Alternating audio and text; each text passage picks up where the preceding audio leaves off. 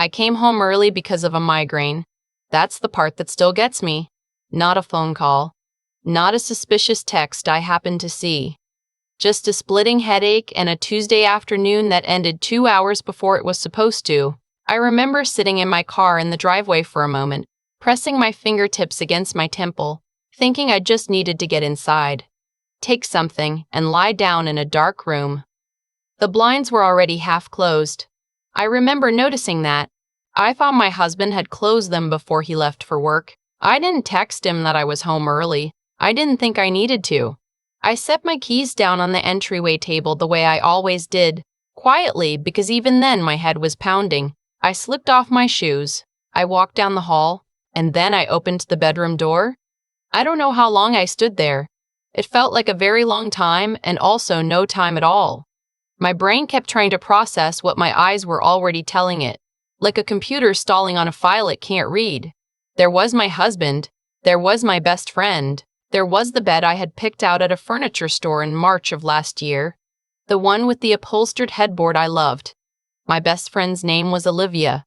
We had known each other since sophomore year of college. She was the maid of honor at my wedding. She gave a speech that made my mother cry. My husband's name is Joel. We had been married for 4 years. Olivia saw me first. She made a sound I'd never heard from a human being before. Joel turned around. "Babe." I closed the door. I don't know why I closed it instead of slamming it. Something in me just went very quiet and very still. I stood in the hallway with my hand still on the doorknob and I thought, okay. Not okay as in fine.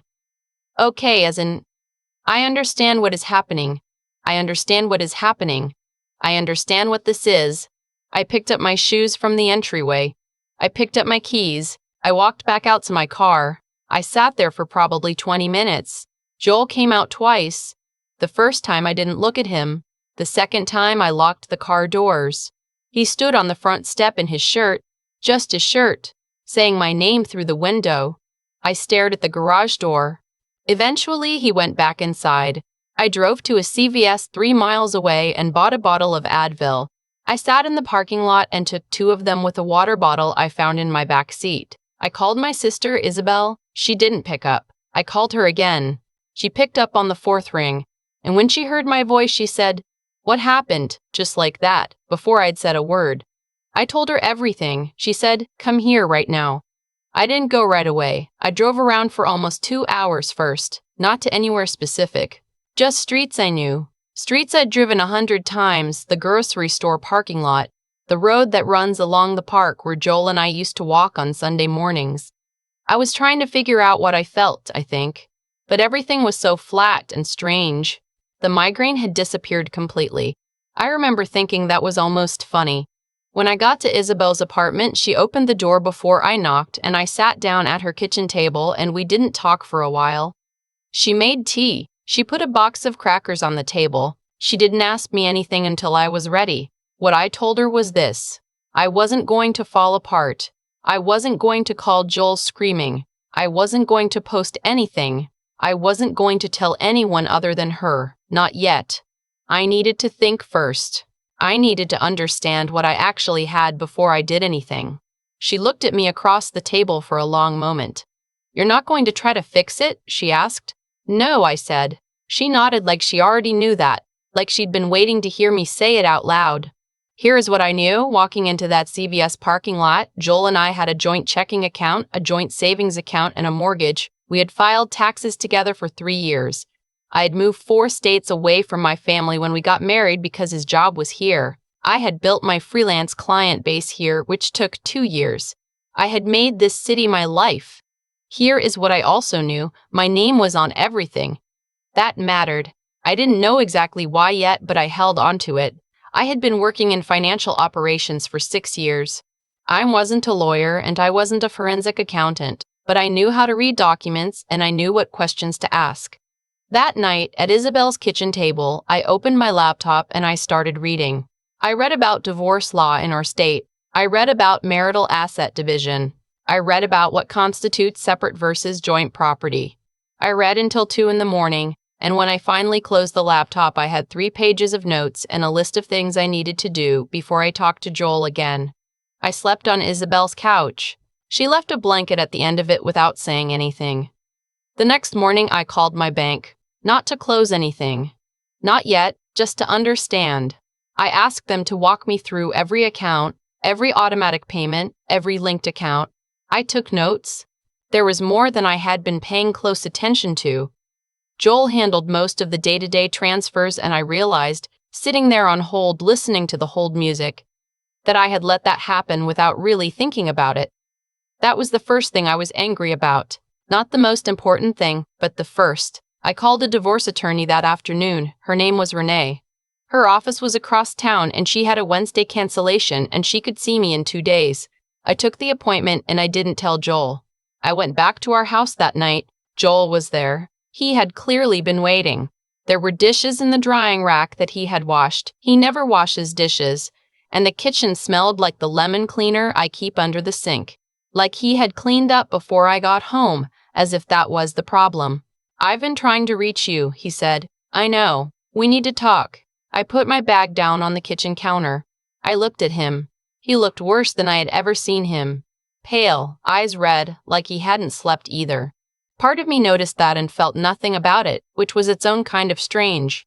"Okay," I said, "talk." What he said, I won't repeat word for word, because it doesn't matter. It was a version of something I think a lot of people have heard. It was a mistake. It had only happened a few times. It didn't mean anything. He didn't know how it started. He was sorry. He wanted to fix it. He would do anything. He couldn't lose me. I listened to all of it. When he was done, I asked one question. "Does her husband know?" Joel went still. "What?" "Olivia's husband. Marcus. Does he know?" "No," Joel said. "Please don't. I'm not asking for your input on that," I said. "I'm just asking if he knows." Joel said nothing. That was my answer. I told him I needed some time and that I'd be staying at my sister's for a while. He asked if we were done. I said I didn't know yet. That was the last real conversation we had for almost 2 weeks. I told Marcus on a Thursday. I had thought about it a lot before I did. I went back and forth more than once. Part of me said it wasn't my responsibility, that I had enough to deal with, that involving him would make everything more complicated. Part of me kept thinking, if it were me, I would want to know. If someone knew and didn't tell me, I would never forgive them. I texted him and asked if we could talk. Marcus and I weren't close. We'd had dinner together maybe a dozen times over the years, the four of us. But he'd always been kind. He was quiet and steady, the kind of person who remembers what you ordered at a restaurant and asks about it next time. We met at a coffee shop near his office. He sat down across from me with this look on his face like he already knew something was wrong and was bracing himself for it. I told him everything. I told him what I had walked in on, the day, the time, exactly what I saw. I didn't soften it. He deserved the full picture. He didn't say anything for a long time. He stirred his coffee even though he hadn't put anything in it. Then he said very quietly, "How long?" "I don't know," I said. Joel said a few times, "I don't know if that's true." Marcus nodded slowly. He put the spoon down. He looked out the window at the street. "I'm sorry," I said. "I'm sorry you're hearing this from me." "I'm glad you told me," he said. "I mean it." We sat there for another half hour, mostly not talking. I paid for both coffees. He thanked me. When we got up to leave, he hugged me briefly at the door. The kind of hug that's more gratitude than comfort, and then we went in separate directions. I sat in my car for a while after. I felt hollowed out in a way that was somehow cleaner than the day before. Like something had been resolved that needed to be resolved even if it hurt to do it. Marcus filed for divorce 12 days later. The appointment with Renee changed things. She was direct in the way I needed. No softening, no hand-holding, just information. She walked me through our state's equitable distribution laws. She told me what I was likely entitled to, what I should document, what I shouldn't do. She told me to photograph everything in the house, every financial document, every asset. She told me not to move money, not to close accounts, not to do anything sudden. "You want to be the reasonable party," she said. Courts noticed that. I did everything she said. I spent a week being meticulous. I got copies of our tax returns. I found the mortgage documents. I made a spreadsheet. Because of course I did, old habits. with every account, every asset, every recurring payment, and what I believed each was worth. I also changed the password on my personal savings account, the one I had opened before we got married and kept in my name alone. I had been keeping a small amount of money there for years, not for any particular reason, just because my mother always told me to keep something separate. I had never thought about why until now. Thanks, Mom. Joel called me on a Saturday morning, 3 weeks after I'd walked out. He had been texting regularly, sometimes apologetic, sometimes a little desperate, and I had been responding with things like, "I'm not ready to talk yet," and leaving it there. But that morning he called and I picked up because I was ready. He asked if we could meet. I said yes. We met at a park near our neighborhood because I didn't want to be in the house and I didn't want to be somewhere public where either of us might have to perform being okay. We sat on a bench near the duck pond. It was a cold morning. I had brought coffee in a thermos and didn't offer him any.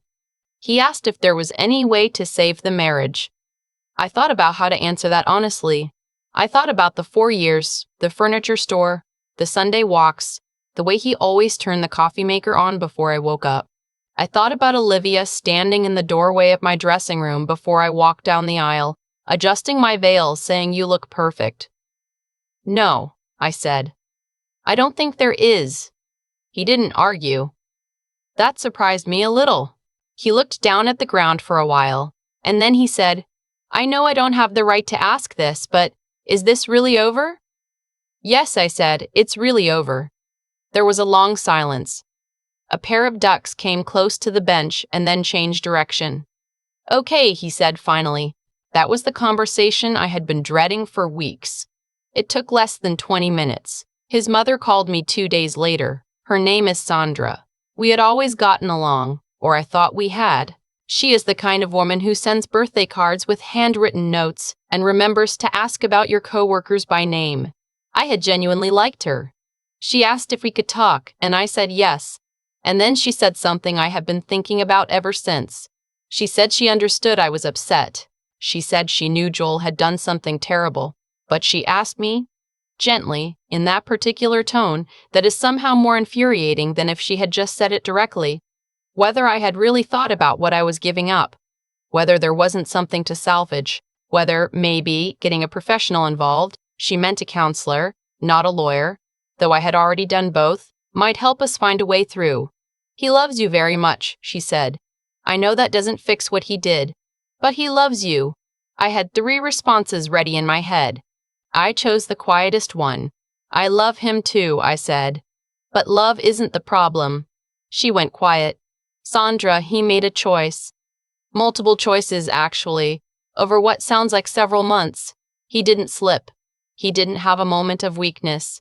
He chose this, over and over again, and I was in the next room of his life not knowing. I don't need counseling to understand what that means." She didn't have anything to say after that. We ended the call politely. I don't think she called again. The divorce took 7 months. In those 7 months, some things happened that I didn't anticipate. Olivia called me once. Just once. She left a voicemail that I listened to twice and then deleted. I don't need to repeat what she said. It wasn't an apology exactly. It was more like an explanation of her feelings, which is a different thing. I didn't call back. Marcus and I ran into each other at a grocery store a few months in. It was a normal Tuesday evening, bread and pasta and whatever was on sale. He was in the cereal aisle. We stood there for a moment and then both laughed a little, which was strange and also necessary. "How are you doing?" I asked. "Better," he said. "Getting there." "Me too." He paused. "I heard from Joel. He told me Olivia had claimed it was mostly his fault, that she'd been pursuing him." He shook his head. "I don't know why he thought that would help. I thought about that for a second. Maybe he thought it would make you angry at her." "It did," Marcus said. "But also at him." I nodded. "Yeah, that makes sense." We said goodbye and went our separate ways down the aisle. It was an oddly ordinary conversation to have about the thing that had blown both of our lives apart. But that's how it goes, I think. Most of the real conversations aren't dramatic. They're just 2 people in a grocery store talking honestly. The morning I signed the final divorce papers was a Wednesday in October. It had rained the night before and everything smelled clean and sharp, the way fall does sometimes. Renee slid the papers across the desk. I read every page she told me to, and I would have anyway, and then I signed. My hand was steady.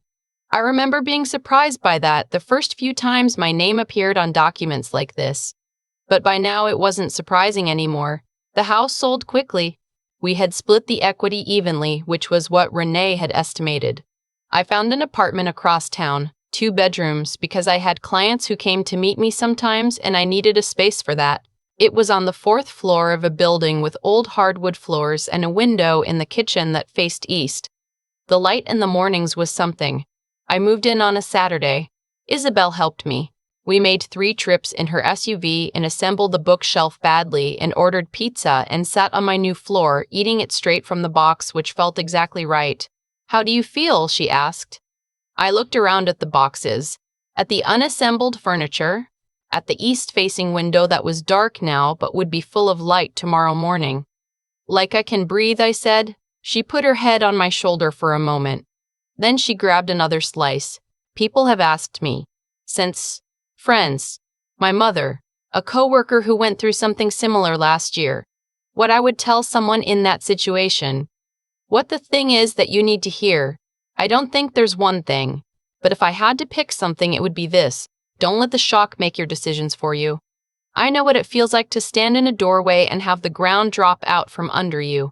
I'm Robert Sinclair, 67 years old, and I'm Roberting aisles because you don't know what to do with what you just found out. That's real. That's unavoidable. I'm not saying don't feel it, but when you're ready, and you'll know when you are, get quiet, get smart, figure out what you actually have and what you actually need. Don't blow up what can be useful. Don't make noise when silence is more powerful. The people who hurt you will expect a reaction. The big scene, the screaming match, the public confrontation. They've already prepared for that version of you. They don't know what to do with the version of you who just closes the door, picks up her keys, and leaves. That version is the one who wins. My apartment faces east. The coffee maker is mine. On Sunday mornings, I walk in the park alone, and it's a different park than the one we used to go to, and I like it better. The migraine never came back. I don't know what to make of that, but it feels like something. I've thought a lot about what made the difference. Not in a dramatic way. Not the kind of thinking where you replay every moment looking for where it all went wrong. More like the quiet kind, where you're washing dishes or driving somewhere ordinary, and something just settles into place. What I keep coming back to is this: the moment I closed that bedroom door instead of slamming it was the moment everything changed. Not because it was strategic. I wasn't thinking about strategy. I was just so stunned that my body defaulted to something calm, and that calm turned out to be the most powerful thing I had. Joel expected a scene. Olivia expected screaming, tears, a confrontation she could eventually explain away. His mother expected me to crumble in a way that would make forgiving him feel like the easier path. None of them expected a woman who walked out quietly, drove to a parking lot, took 2 Advil, and started reading divorce law at midnight. That's the thing about people who hurt you. They've already written the script for your reaction. They know what to do with your anger. They know how to respond to your tears. What they don't know what to do with is your stillness, your competence, the version of you that doesn't need to announce anything because she's already 3 steps ahead. I think about the choices Joel made, not one moment of weakness, but dozens of deliberate decisions over months in our home with someone I trusted completely. And I think about the fact that those choices had a cost. Not because the universe punishes people, not because there's some ledger being kept somewhere, just because actions have consequences that are real and specific and eventual. He lost the marriage, he lost the house. He lost the version of his life where someone who genuinely loved him was building something with him. Olivia lost her husband, her friendships, her version of the same thing. Those weren't punishments handed down from anywhere. They were just the natural result of what they chose. I'm Robert Sinclair, 67 years old, and I'm Robert Sinclair, 67 years old, and it didn't come right away. It came later, in waves, usually at inconvenient times. But it passed, What stayed was something harder to name. A kind of clarity, maybe. A sense of my own edges.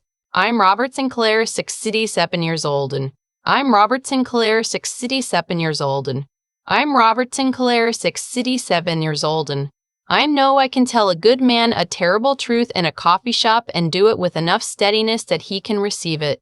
I know I can build something new from scratch, a different apartment, a different Sunday routine, a different version of a life I actually chose. That's what I'd want someone in that situation to hold on to. Not the revenge, not the vindication, not even the justice of watching things fall apart for the people who hurt you, just the knowledge that you are more capable than the worst moment you've ever walked into. The door closes, you pick up your keys, and somehow one parking lot, one phone call, one signed document at a time, you find out exactly who you are when everything else falls away. Turns out I liked her. I like her a lot.